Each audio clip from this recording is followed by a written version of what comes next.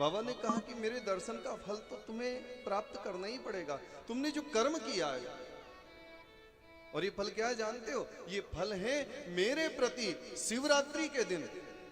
अच्छा, शिवरात्रि भगवान को प्रिय क्यों है? हम लोग भगवान शंकर की पूजा, वैसे तो हर दिन शंकर भगवान की पूजा करनी चाहिए, लेकिन जो 12 महीने में 12 शिवरात्रि आती है, यानी हर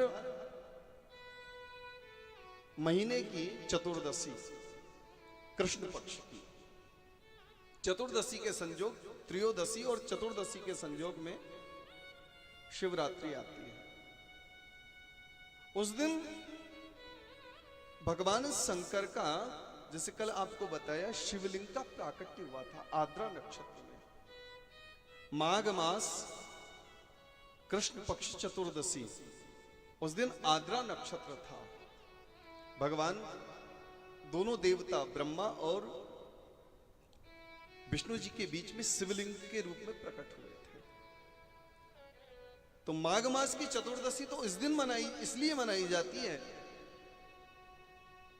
और फाल्गुन मास में भगवान का इसी दिवस में, इसी रात्रि में भगवान शंकर का विवाह होता है पार्वती जी से। आगे कथा आएगी।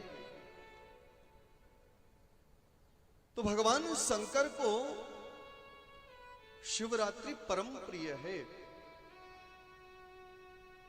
उस दिन जो भगवान शंकर का पूजन करता है, भगवान शंकर के प्रति जो जागरण करता है, और चारों पहर में भगवान शंकर पर जल, दूध, बेलपत्र अर्पित करता है, भोलेनाथ एक साल के अंदर उसकी हर इच्छा को पूर्ण करते हैं।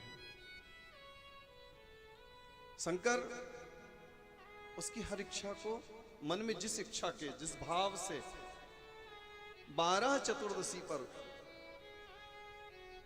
फाल्गुन मास की चतुर्दशी से नियम प्रारंभ कर दो, 12 चतुर्दशी पर जो भगवान शंकर की सेवा करता है, एक साल पूरा होता है और उसके मन की इच्छा भगवान शंकर पूर्ण करते हैं। ये मैं नहीं कह रहा हूं, शिव महापुराण लिखा है। केवल दिए की बाती बढ़ाने पर अलकापुरी का राज, पर केवल अलकापुरी ही नहीं दी भाई बहन, शिव महापुराण कथा कहती है कि इसने भगवान के पैर पकड़ लिए, प्रभु आपके बिना मैं कहीं नहीं रहूंगा, मेरा सुख, मेरी सुविधा, मेरा धन, मेरा धान्य, मेरा राज, मेरा पाठ, मेरा मान, मेरा सम्मान शंकर आपके बिना अधूरा है। बोलो है कि नहीं? भगवान के बिना हम अधूरे हैं, प्रभु के बिना हम अधूरे हैं। प्रभु आपको भी चलना पड़ेगा। भक्त को वरदान दे दिया, अलकापुरी में कुबेर ले गए और भगवान कैलाश पर्वत पर अपने असंख्य गणों के साथ पधार गए, असंख्य गणों के साथ। असंख्य गणों के साथ कैलाश पर्वत पर भगवान विराजमान हो गए। शिव महापुराण कथा कहती है, ब्रह्मा जी ब्रह्मलोक में रहते हैं, भगवान विष्णु क्षीर